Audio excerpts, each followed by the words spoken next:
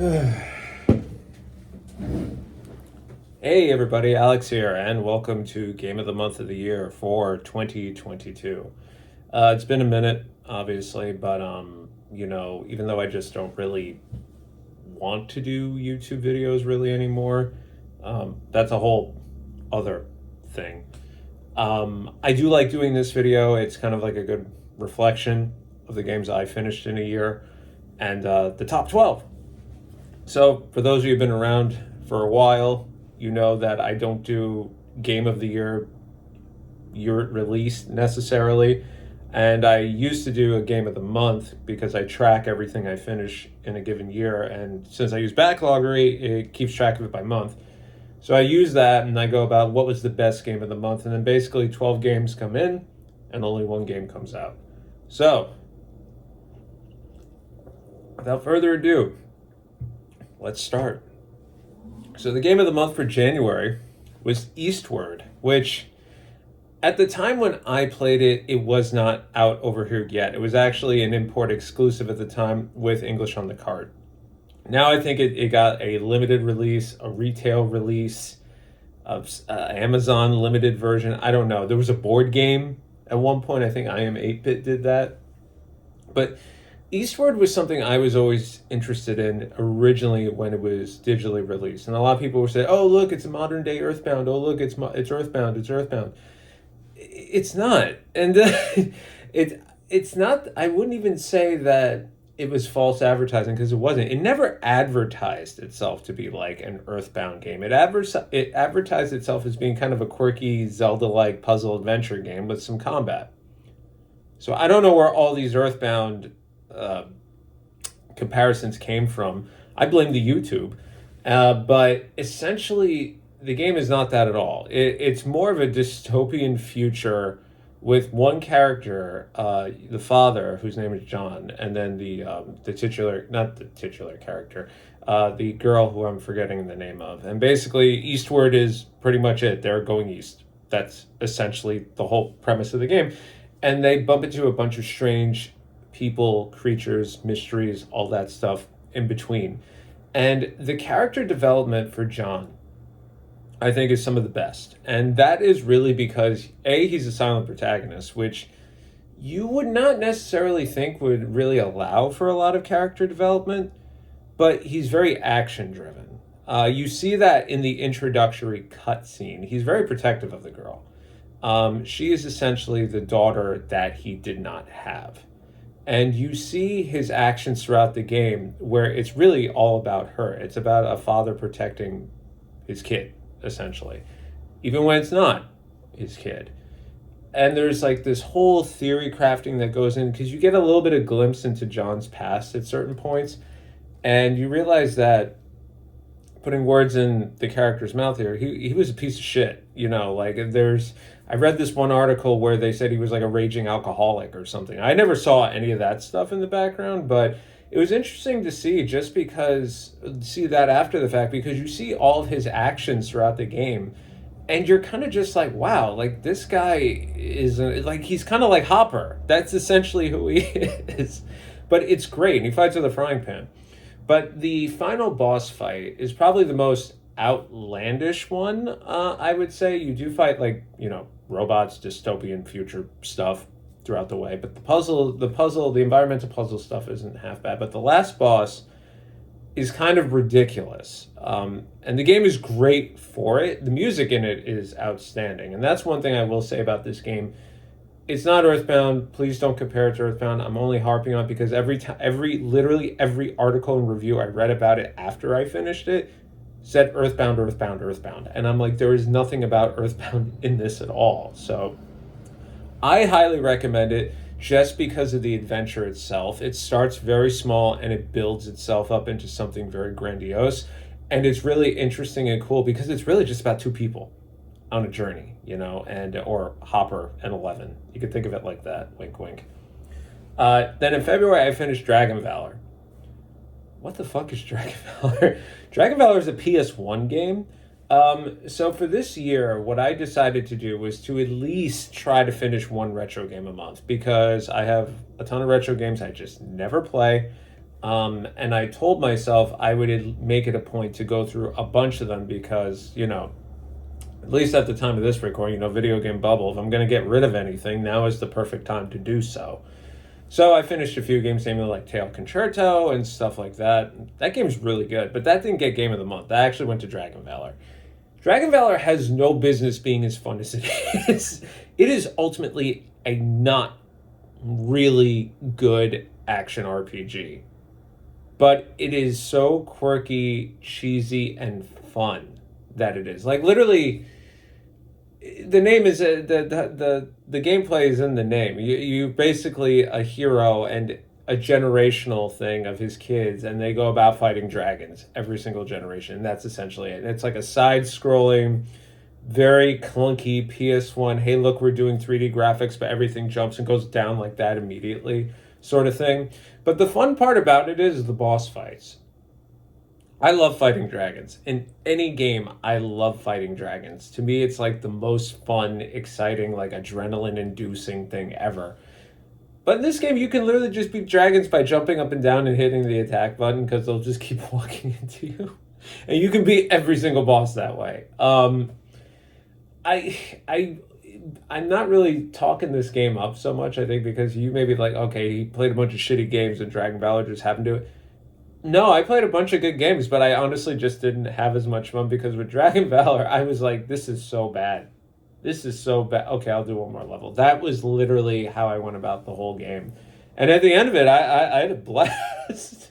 Just at how cheesy, and it's like, I think it's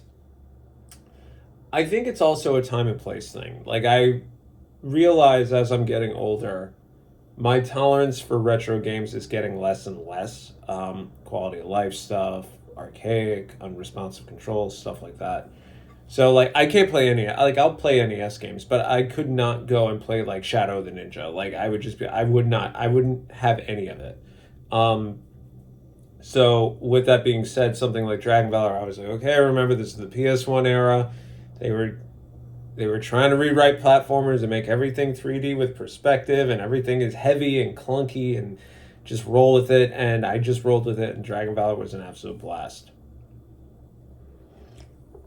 Speaking of dragons, the next game I finished for March was Voice of Cards and the Dragon's Roar. So everybody knows Yoko Taro at this point. Strange kid who wears a big hat, which is a head. Speaks in riddles, worse than Kojima, I think. And anytime he puts his name on something, you know it's going to be kind of quirky, kind of strange, kind of weird, but at the same time very unique. And Voice of Cards, which now has 3 games as of this recording, is a very short, I'll say 10 to 11 hour RPG that is literally done through the guise of like a D&D board game.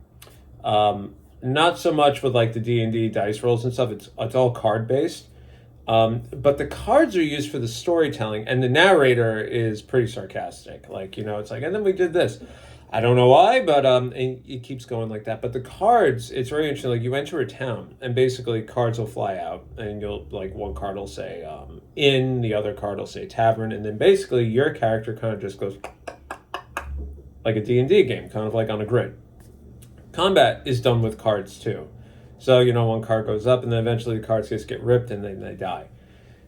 It sounds kind of gimmicky, I will admit, but I think the irreverence, the sarcasm, which Yoko Taro can do in a lot of his games, if you look at Drakengard 3, there's a bunch of sarcastic shit in there. But at the same time, there's a moral to the story, and it kind of flips itself on its head, but it's not long, and it doesn't overstay its welcome. It's actually, if anything, it was more refreshing.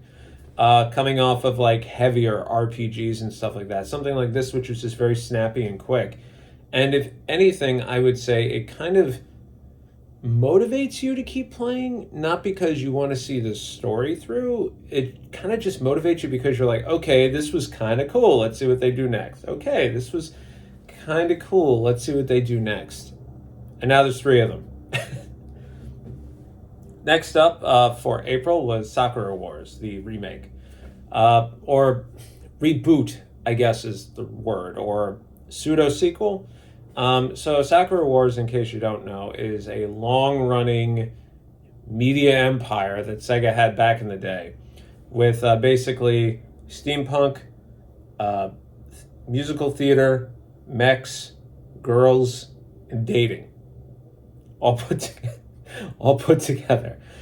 We got one of them over here, which was Sakura Wars So Long My Love, which basically there is kind of, I guess you could say, like a theater troupe of every game. So, there's the Japanese branch, there's a French branch, or France branch, and then Sakura Wars So Long My Love was the New York branch, which I don't know why they picked that one. I'm from New York, and there's a lot of liberties they take. I guess every time they do something here in my hometown, I kind of prefer when they do like a riff sort of thing.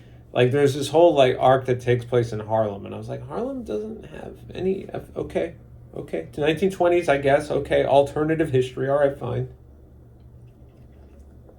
But in this one, it's basically the theater troupe that the original Sakura was in, who is the main character, and the main character in this one too.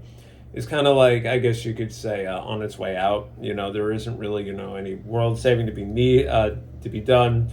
The new performance group isn't all that great. Their productions are shit. So basically, it's the whole, we got to build it back up and get it right as rain again. And your main character comes in, basically reassigned here to basically help the girls do that. And you get like some fan service along the way, when you also get like you get to bump into some of the old characters and stuff like that.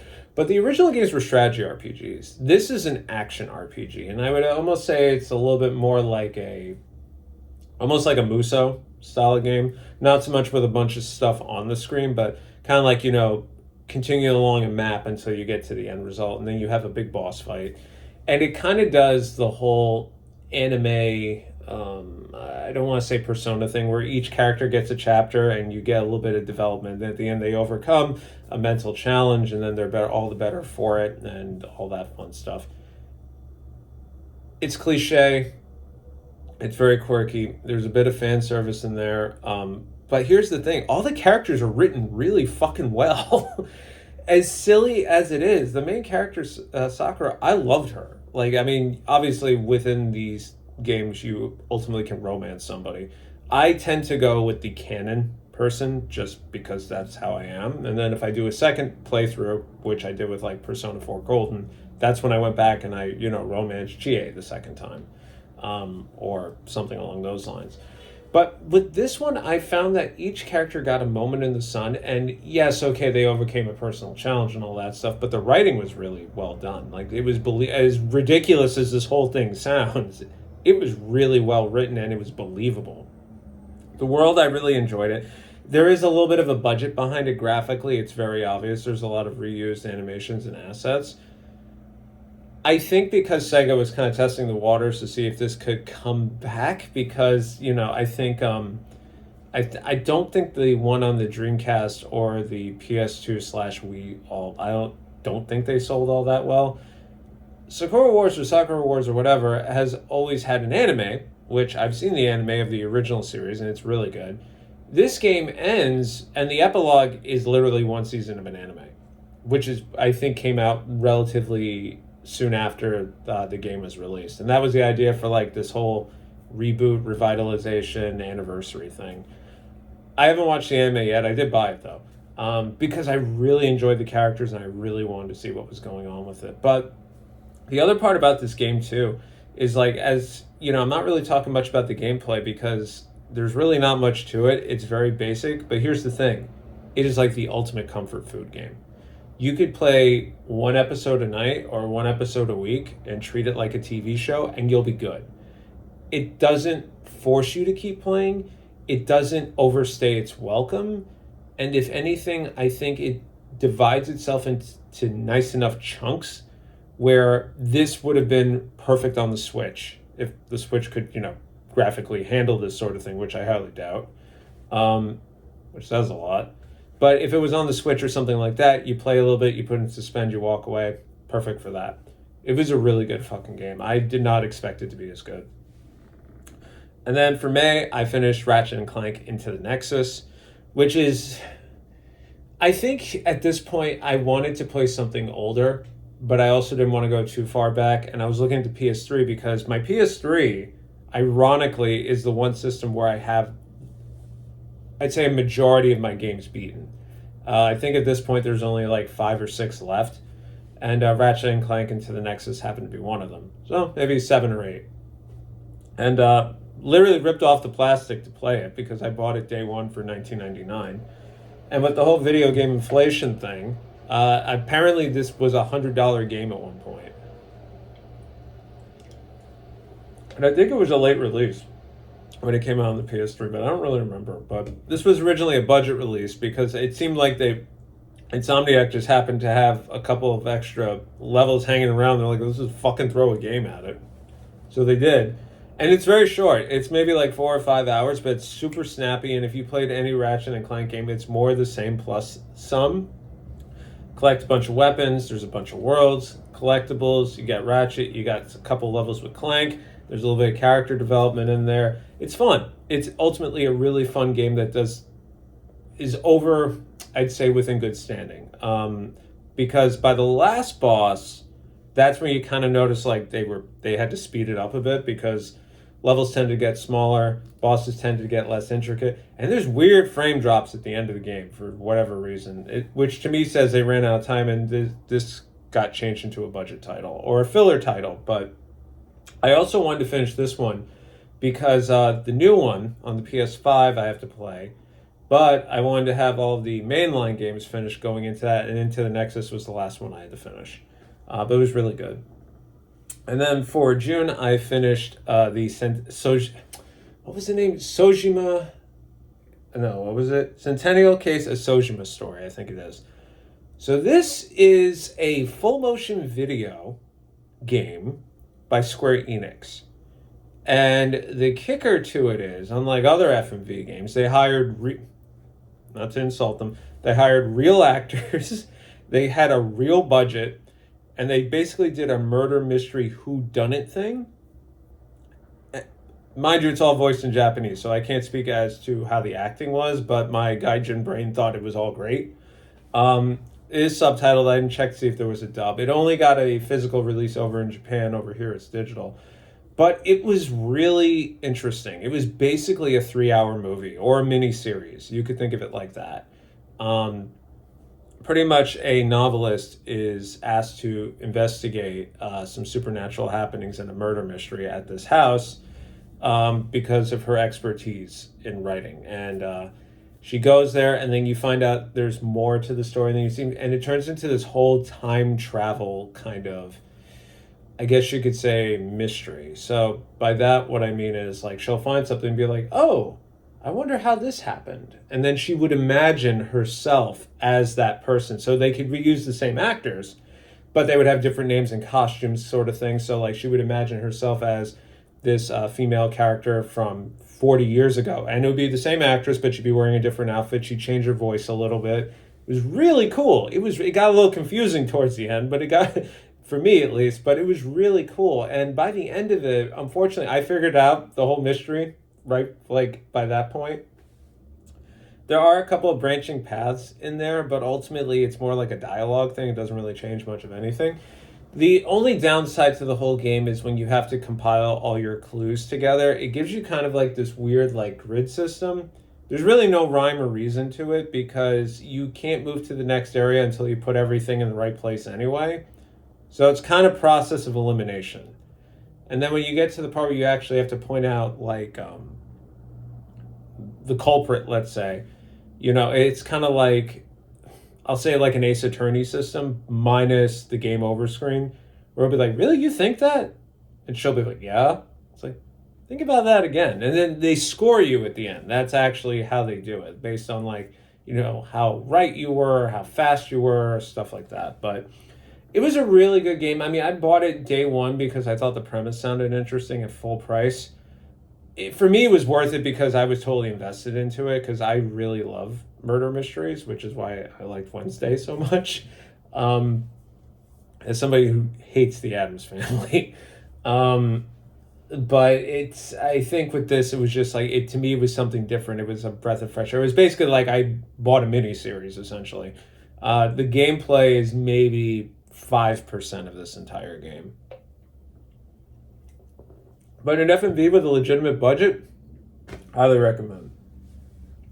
Now, coming off of that, I went to AI Nirvana Initiative, which is the sequel to AI The Somnium Files, which was one of my favorite visual novel games of all time. Another murder mystery whodunit. But this time, it's expanded further. And because of the nature of the game, I have to be vague when it comes to the story, but I will put it to you this way. Again, you don't need to play the first game. You can go right into the second game and know exactly what's going on and everything else. Bullshit. You have to play the first game to know who the fucking characters are and why some characters are pissed off at other characters.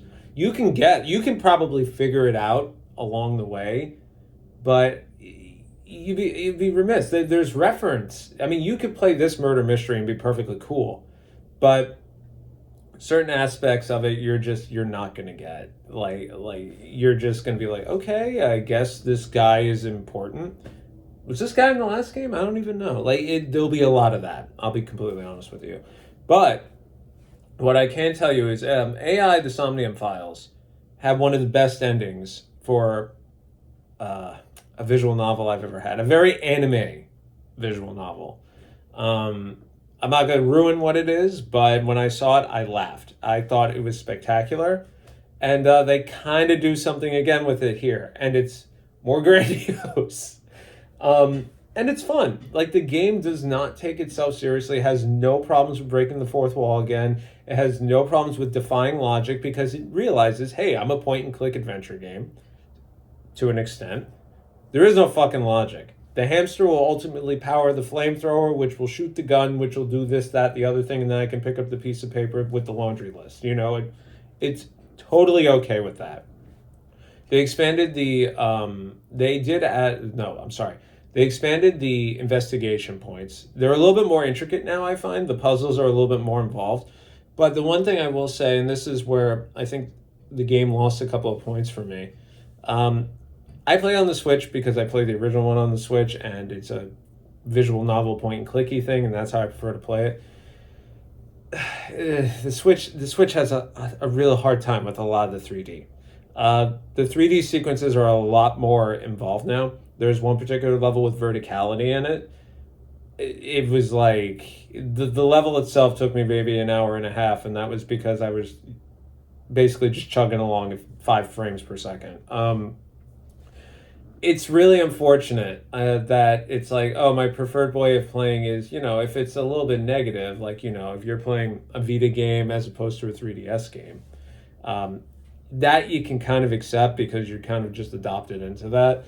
But there's considerations taken, of course.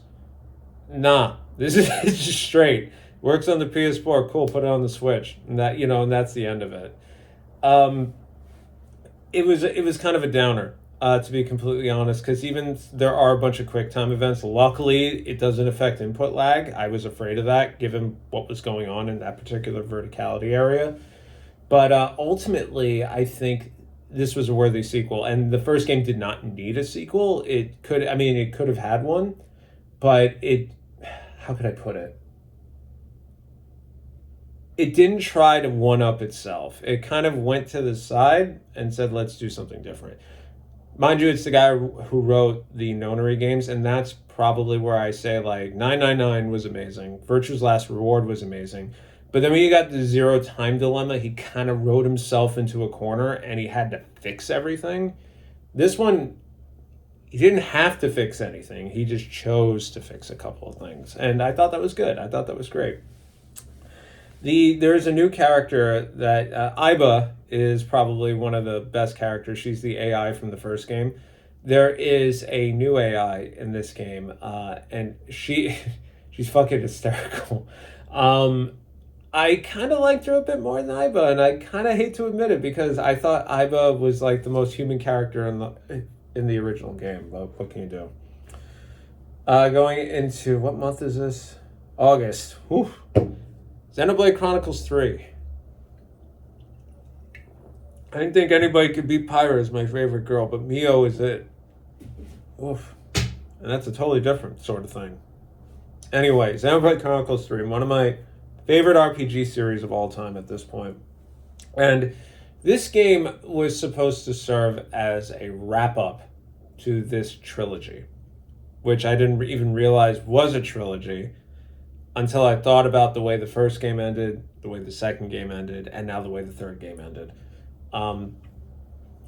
This is probably by far one of the more somber endings that I've seen, because it's not that you see it coming, it's it's the last one.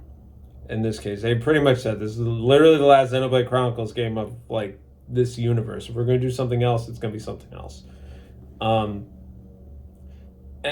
there's like a finality to it, it's like you get like some throwbacks, you get some references, you get some nods, you get like your thumbs up sort of things, and then you get the other people in the background going, I wonder if they're going to make another sequel to Xenoblade Chronicles X or Cross or whatever it is. I did not like that one, but I told myself I would make it a point to actually try to finish it, so I could pass judgment appropriately, because I don't know, nobody should be able to Hulk jump right out of the gate, But with this one, I thought what was really interesting is you have this really interesting dynamic of an extended party. And the idea is they're from two different, I'm going to say colonies or countries here, right? And they have two different fight styles. They have two different sets of abilities. They have different ways of tanking. They have different ways of attacking. And basically, they're at war with one another, but they're thrown into this situation where they kind of have to team up. And it's obvious because anime. They are paired with the romance and all that stuff. There's kind of like, the complementary, male and female protagonists and everything else. But they're all written really, really well. And I dare say more well written than the second game. But if you were to say out of the three, I think Shulk and Ryan and all of them have the most development, even compared to the second game, which is still my favorite. But how could I put this? I'm trying not to spoil anything here. I think the benefit to the character development in this game is that it doesn't give you all the information. It forces you to go out and explore to get information. So the second game had blades. This one you get kind of a hero partner system. So each character is kind of quote unquote paired with a hero. So you get ones throughout the storyline, and that's just how it goes. But there's ones you can go out and look for. And you get a side story with them, and there's a little bit of development there. But the key to that is if you do it long enough and you still continue to explore, you get a part 2. And part 2 is more about that side character and their own challenges, and then it's the party character who brings them up. So you get a different side. You get to see them as kids growing up, which I thought was kind of cool. Because ultimately they only live for like 15 years, I think it is. Or no, I think it was 8 or 10 years. Yeah, it's like 8 or 10. Sorry, I was thinking like, how am I going to say this without spoiling it? And I can't. It's in the opening cutscene. You'll understand what that is when you see it. Or if you've played it, you already know what I'm talking about. But that's where I kind of like, I had a little bit of a challenge getting attached to certain characters. Like, not necessarily the heroes, but like some of the characters, the tertiary characters you interact with, who are like, oh yeah, I'm in my 3rd term. And it's like, you're going to kick it. Like it's whatever. But I think even, dang, this is actually really, I should have wrote this down. I think that's the thing, all these characters are eventually going to die because of the nature of everything that goes on, but there's a particular death that happens in the game that fucking hurt, even if you knew it was coming. Fucking hurt.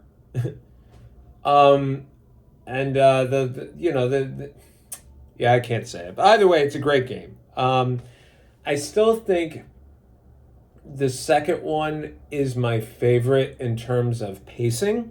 The first game is my favorite in terms of scope, but I feel like the third one is like the perfect bookend. It really set out what they said it was going to do, which was wrap everything up. And the way it wraps up, it's bittersweet, but it makes sense. And it all ties together. And truthfully, I can't wait to see what they do next. Maybe it'll be a Xenoblade Chronicles Cross sequel or maybe a remaster. Hopefully not on the Switch. In that case, I don't know what. But, I'm excited to see what comes next after that. Following that, visual novel, FMV, long ass 70-hour RPG. I needed something a little bit more chill. So I played The Quarry, which was really fun. Played that with my wife. And that was basically Scream again. But the game that stole the show, oddly enough, was Final Fantasy Origin Stranger in Paradise, which is a strange game. The marketing was very strange. The premise was very strange. Everything about this game made absolutely no fucking sense. I did not get it day one. I told myself if it gets like $20, then I'll buy it because this looks like a fucking dumpster fire train wreck. It wasn't. It was actually pretty fucking competent. I think that was the marketing. Like, they realized, like, this looks so fucking cringe. We just have to embrace it because otherwise nobody's going to take it seriously. And nobody did. And then you play the game, you're like, okay, this is actually pretty fucking deep. There's a job system. And this is where it got me. This is where I realized I enjoyed this game as much as I did. Each of the levels was a reference to a different Final Fantasy game. And you got different jobs, and you could do sub-jobs and all that sort of thing, just like Final Fantasy XI. Then I got to the Final Fantasy XI levels. And my heart. My fucking heart. You had to go up, for those of you who play the game, you had to go up essentially Delphux Tower, which is right in the beginning of the game. It's like level 20-ish, I believe, and that's like right outside the tower in, I forgot the name of the island. I forgot the name of it, but basically there's pots. You get to fight pots. There's skeletons, which you don't want to fight, but in this you have to fight. And then there's Gygus, and they basically just like big derpy giants. You fight all that stuff. And then there's Garms in the middle of it, and bats, and the bats do jet stream. I was like, oh my god, this is like a total flashback. This is amazing. And after that, I was absolutely in love with this game. But just like Final Fantasy XI, I discovered that doing Ninja Sub Thief or Thief Sub Ninja breaks everything because you can evade everything and you can just crit the motherfuckers to death. And that's pretty much how I beat the game. What is the story here? It's actually, I want to say it's kind of interesting, but not interesting where I was like, interesting more like, okay, that's the direction they took it in. I was kind of surprised. I originally thought it was going to be a retelling on how Garland became Garland. It's not a spoiler. His name is Jack Garland. It's in the fucking background. I was thinking, okay, that this is going to be about him, but you fight Garland. So it's like, okay, maybe it's his dad or something like that. And it's not. Sorry for the spoiler, but it's not. It's something completely different. And then when you get to the finale, it all makes total sense. And I was like, okay, this was pretty freaking clever. I really enjoyed it. It's less of a Muso, more of an action RPG. There's a whole magic system in there. There's special abilities. There's job abilities. You can customize any which way you want. It does a little bit of the Neo system where you can take one weapon and just min-max it to death. I think by the end of the game, I was using, I think it was a katana that was able to, I think it critted like every other hit. It would just be like 10 damage, 1,000 damage, 10 damage, 500 damage. It was something like that, but it was broken because I would just keep attacking. And that reminded me of Final Fantasy XII, because my favorite strategy in Final Fantasy XII is to give Bosch a katana, berserk him, and just stand back and just watch. It is a spectacle, to say the least. Or do that with Pinello too. It's great. Highly recommend it. Do it with everybody except yourself, because somebody has to keep everybody alive. But really, really surprising game. I did not expect to enjoy it as much as I did. And that's where I kind of think the whole wanting to play a retro game, I was very nostalgic this year in a lot of the games I played. Kind of like a sidestep here. I played Kid Dracula. I played Castlevania Bloodlines. Like I finished those finally. Um, a lot of stuff from my childhood. And with this particular game, that was Final Fantasy has always been a big thing for me. So being able to go through the old levels and hear a couple of remixes of the music, it was very, it was tugging on the heartstrings, especially those Final Fantasy 11 levels. Oh, like a lot of time, man, a lot of time. Coming off of that, this is a surprise probably to a bunch of people. Valkyrie Elysium for October. This game came out of nowhere. And a lot of people were hoping this was technically Valkyrie Profile 3. And I hate to break it to you, it's not. It was never advertised as such. It is meant to be a spin off, I believe. Another action RPG, similar to The Stranger of Paradise, although a lot more clunky. But, oh, and a lot more of a budget. Or a lot less of a budget, rather. But it is still a Valkyrie game. It's not Tri-Ace, which made me upset. But this other company, Soleil, which has done a few games at this point. I can't remember any off the top of my head, but I looked at their list and I was like, oh yeah, okay, they're legit. They did a passable job with this. They were pretty much given like $50 and told to make a full-fledged game. But the writing is very Valkyrie Profile. It's very regal and pronounced and, overly epic for no apparent reason. In this game, you play as a Valkyrie, not Lenneth, not Samaria, and you serve Odin. And Odin, and that's the other thing I have to mention about this game. There's so much of a budget, the lip syncing doesn't match up. If that pisses you off or makes you feel irky, it's going to make you pissed off and feel irky. Odin sits there like this the entire time, and he sounds like a very bored Patrick Stewart. He's like, oh, Valkyrie, perhaps you could... But the lips don't move, and then at the end they just go... But the acting is really good. That's really it. These guys sold their lines, very much so. And it's kind of a shame that it gets, what's the word I want to use? It gets kind of put into this whole, like, stock animation thing. Gameplay wise is very much an action RPG, just running, hacking, and slashing. You get different weapons, you can upgrade them and all that stuff. Pick your favorite fighting style and just blitz through the game. I had so much fun with this. The levels are pretty long, by the way. Make sure you dedicate an hour, hour and a half, especially if you're going to go back and try to get everything because you want to get the true ending, which I did do. And as a bunch of you guys do know, I don't go back and do true endings. I usually YouTube them unless I'm totally invested. I was very much invested in this game. For me to go back, do the true ending, get all the boss fights, do all that stuff. I think as good as I have with this game, it is ultimately a very mediocre thing. But again, it hit me in the heartstrings. I remembered that weird sense of, this is so cool, that I got when I played the original Valkyrie Profile back on the PS1.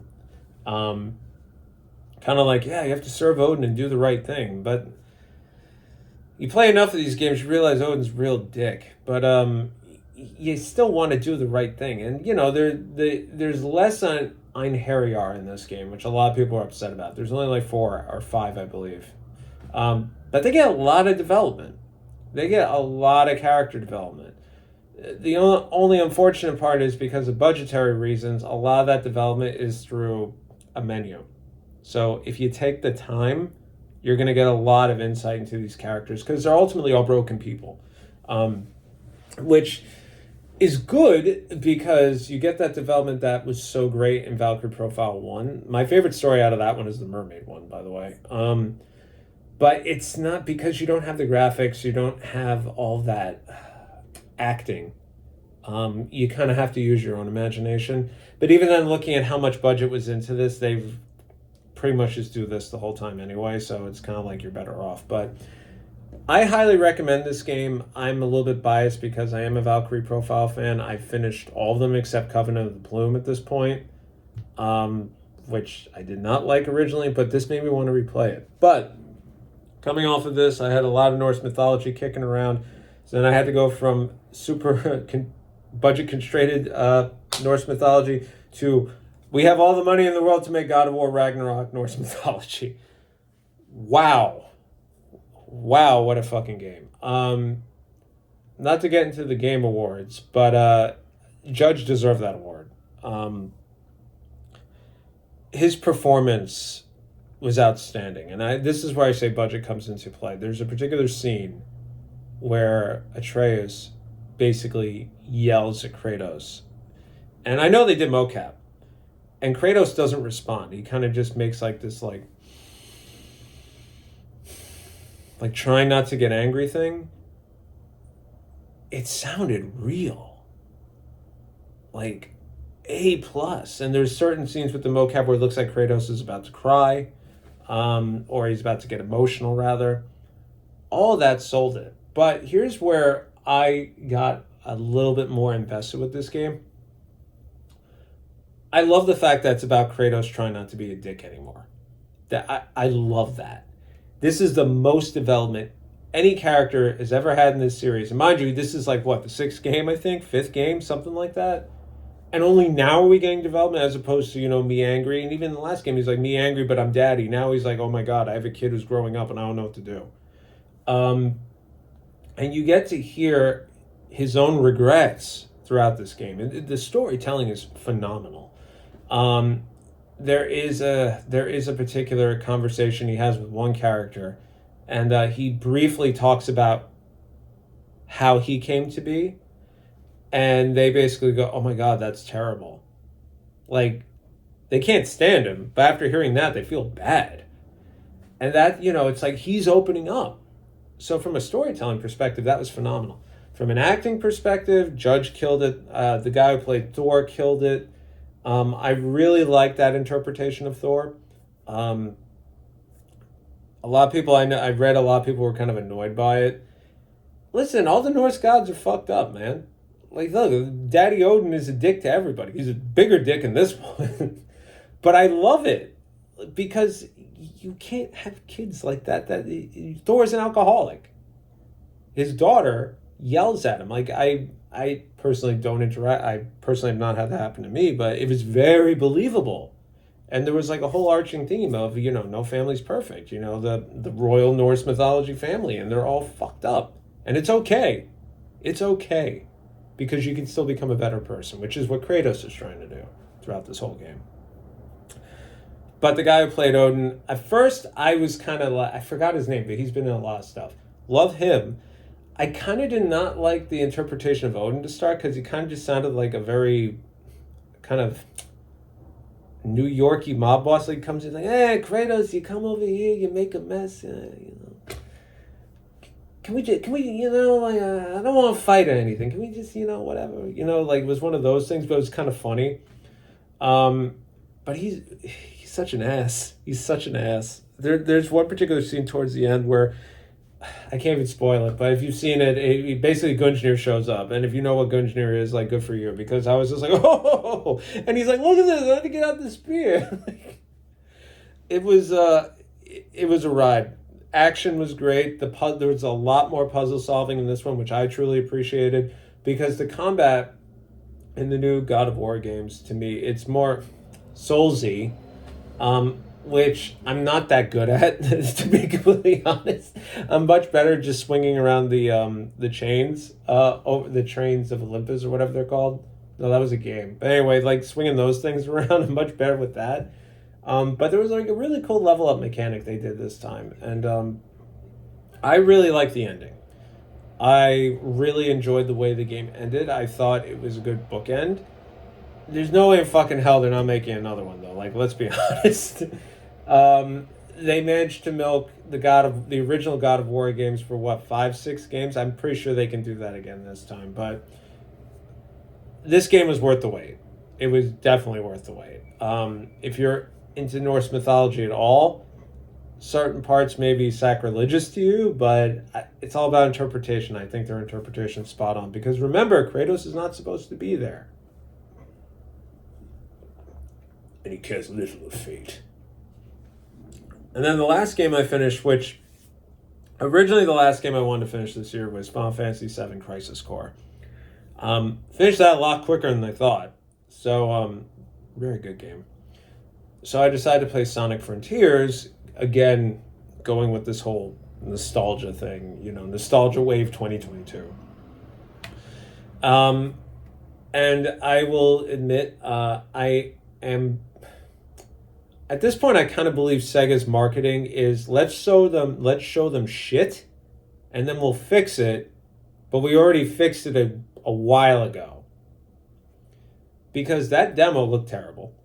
Everybody said the gameplay was terrible. The first movie trailer looked terrible. And then all of a sudden that got fixed. There's a Netflix series which looks terrible. But actually it's not half bad. And then the second movie, because they can't do the same trick twice, they just fucking threw everybody in it. So going into this, I'm not the biggest Sonic fan. I am a Sonic fan, but truthfully, I'm kind of jaded at this point. Because, you only get one good one every so often, and most of the time it's made by somebody else. So going into this, I really didn't know what to think, but it interested me. It was kind of just like, what is this direction they're going with? So boot up the game, get like the tutorial level, and there's like, just like some, uns techno music. And I was like, okay, I'm kind of digging this, gotta go fast, and you're going fast. I'm like, okay, I'm kind of digging this. And then it goes into open world. And I was like, oh boy, here we go. Here we go. It's not open world. It's open zone, which I heard about beforehand, but it really is open zone. And there's challenges in between, but the challenges really serve to open up the map. So you really don't have to do all of them. You're incentivized to do them for the sake of like having stuff to do and getting collectibles that you need to move into the next area, which by the way, they're very generous with. There's no like, Mario at the end where it's like, you need 50 stars and you only have 20. It's kind of like you need 12 rings or 12 keys, but you have 11. It's like it kind of inches you along. The pacing is very good.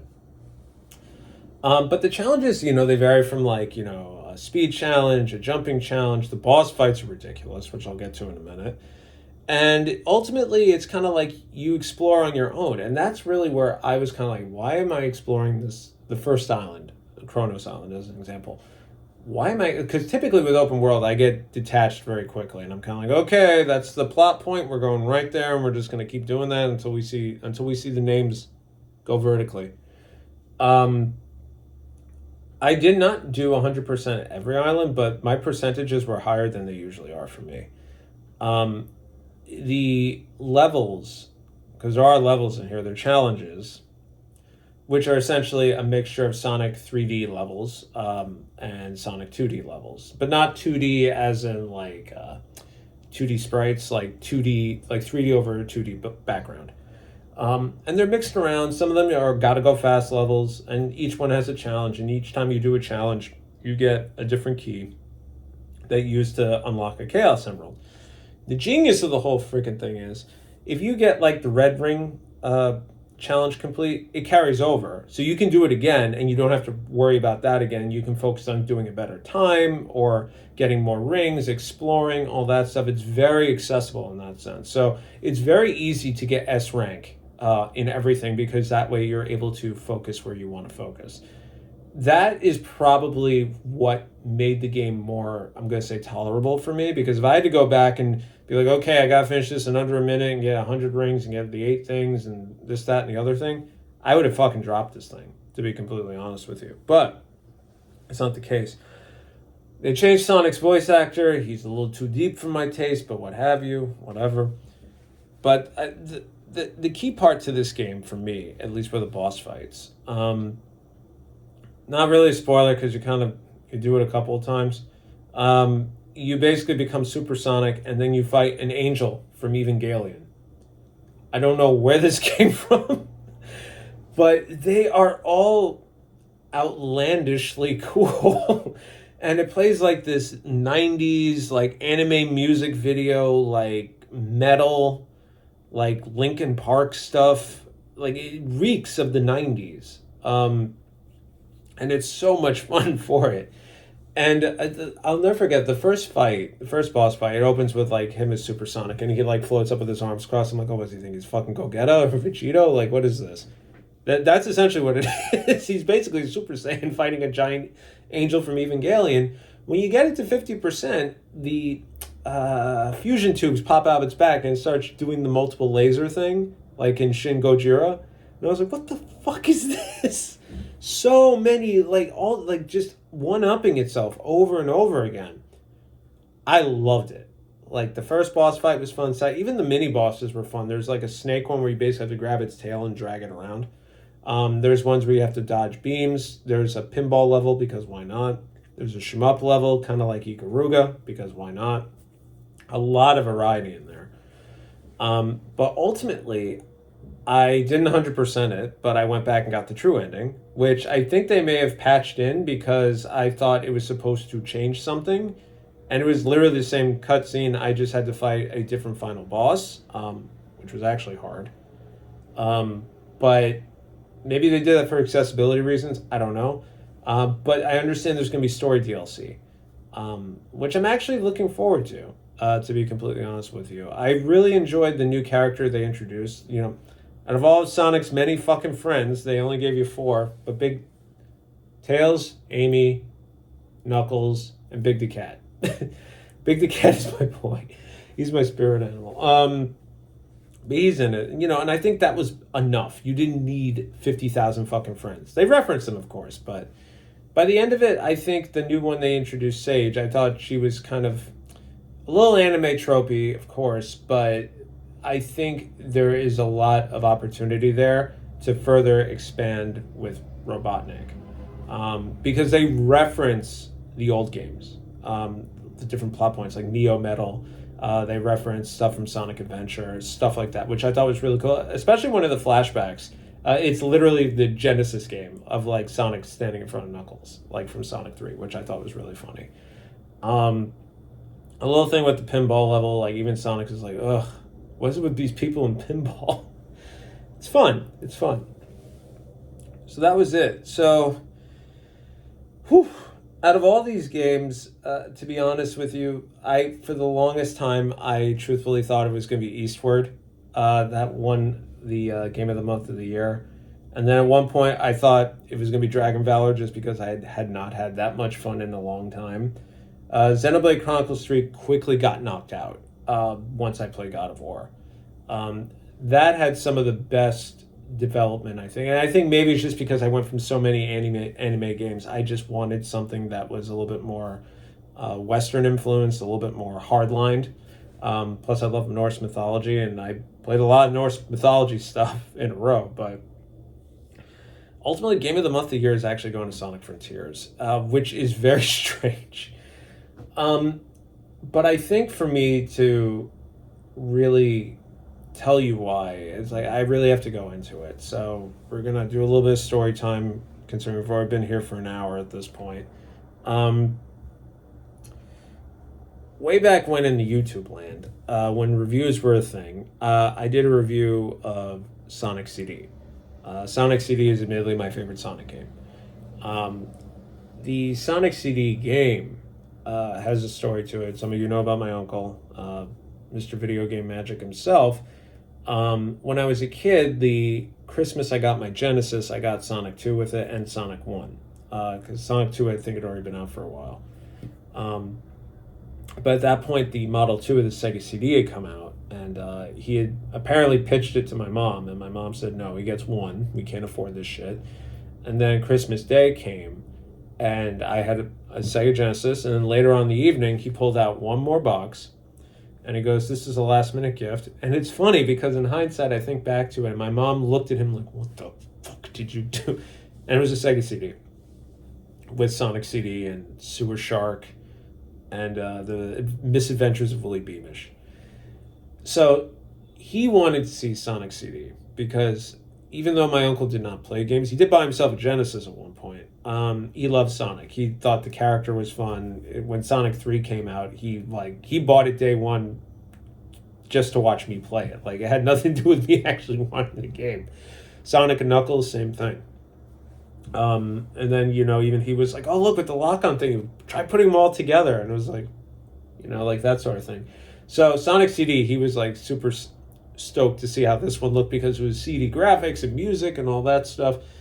And Sonic CD for me as a kid, it was like the darkest thing I'd ever played. um, Going into the future, the dark future, like the music is a lot. Getting the whole different soundtrack thing out of the way. The dark future soundtrack is more eerie. The boss music, it opens up with like a maniacal like but it's eerie, and it's like there's a lot of reverb in there, so it's very strange sounding. It's kind of off-putting. It's very dissonant.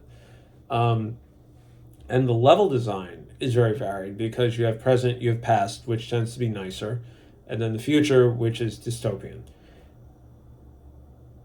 I finished that game maybe in 2 days. I've beaten Sonic City numerous times since. Even for the review that I did back on YouTube, I literally went through the whole game on the GameCube at the time. And I did not mind it. I finished it in one night. Like, I love that game so much. But the thing that really got me about the Sonic CD game was the anime intro that everybody knows and the song Sonic Boom. Everybody loves Sonic Boom. That was pretty much like me seeing Sonic the way I always imagined Sonic. Just constantly running, snarky, sarcastic, doing a lot of cool stuff because he has the agility to do it. Running on water, jumping onto a wall, doing a handstand on two fingers, but moving fast enough that he can just do a split in the air, like all that stuff. And looking like a badass at the same time. Because it was the 90s, everything had to have an attitude. Then we got the cartoon. The serious cartoon, which got canceled, and the silly cartoon, which went on for a very long time. I used to watch both of those. My uncle used to watch both of those. Like, we were very much into Sonic together. But growing up, I was always more of like a Mario kid. Then the Dreamcast came out, and Sonic Adventure came out. And Sonic Adventure was, I consider, the first game I 100% completed. Because I literally did every character. I collected everything. I was super... This is why Big the Cat's one of my favorite. I literally did everything. And that was the day one Dreamcast game I got. My uncle got me a Dreamcast on day one. Came home. We had I think it was Soul Calibur, Power Stone maybe, or that was shortly after, and Sonic Adventure. And I was like, yay, Soul Calibur. And he's like, Sonic Adventure. Like, it was like okay. And I think we did the killer whale thing like 12 times because it was just so cool. So playing this game, it really triggered me emotionally. I'd say because it was Sonic around Christmas time, right? And there was so much 90s irreverence in this game, like so much stuff that I just remembered. Like I mentioned earlier, I said the music, it's like very much anime music video. And sure enough, if you YouTube a couple of the songs from Sonic Frontiers, they've layered on top of episodes of Dragon Ball Z Super, and it fits. They've layered it on top of Metal Gear Revengeance, and it fits. Which, by the way, the fight against the Senator with that is just, it's amazing. Sonic is very much like a Super Saiyan when he's Supersonic. So I remembered watching Dragon Ball Z as a kid. Evangelion's one of my favorite animes. It was just all this stuff, and me playing this, I just got so many vibes from Sonic CD and Sonic Adventure, and I thought of him. And even when I got to the end, which is very different, the true final boss basically taunts you the entire time, but it's a referential monologue to the previous games. I'm sorry if this is a spoiler. Fucking start bawling. I don't know. It really, really hit me, and it was just I missed the guy so much. But I think there was a reason why I played this around Christmas, I think. I don't know. But it felt good. And is it the best game I've played this year? No. It really is God of War, but I think, and that's the thing where I like to come from with my Game of the Year picks. I look for emotional response first. That's always been my thing. And if something can pull me out of all the garbage that's going on outside these days, or bring me back to a simpler time, or make me think in a different way, or just be completely engrossed in something, or even go for 100%, which I didn't do with this, but I wouldn't mind it if I had the time. I got a majority of the trophies on my first playthrough. Um, that's what I gauge as my game of the month of the year. That's always what it's been. I don't care if it came out in 2020. Well, this one came out in 2022. It doesn't matter what year it came out. If it does it, it does it, and that's really all it has to do. Um, I'm very surprised, to be honest with you, considering the marketing and the response to this game has been. It looks like it's positive, but you can never tell. I don't know if it's just the Sonic fans being like, drugged through the mud so much that they're kind of just like accepting. I really didn't have any expectations for this going in. I was kind of just like, okay, let's see if they did it right this time. And to me, they did. They absolutely did. And I think all the nods to the previous, even the music selection, even in the lyrics, I think it's all done with intent. And there is one line that somebody pointed out. It was, I forgot what it was exactly, but it was kind of just like, it's hard to move past yourself when you were so great in the past, or your future self cannot surpass your past self, or something like that. Because everybody just goes, oh yeah, Sonic has been downhill ever since Sonic Adventure, which was how many years ago? So I don't know. It's like, I feel maybe it was a little autobiographical for Sonic Team. I don't know, but I think they did a phenomenal job. And this definitely had a lot of that darkness to it that I felt Sonic CD had as a kid. So it was really good. It was really, really good, and a very big surprise. I did not. I truthfully, I did not expect to finish this before the end of the year. I thought it would drag out into next year. I really thought Crisis Core was going to be the last one, but there you have it. Game of the month of the year, 2022, in the books. I've been Alex, and I'll see you all later. Take care.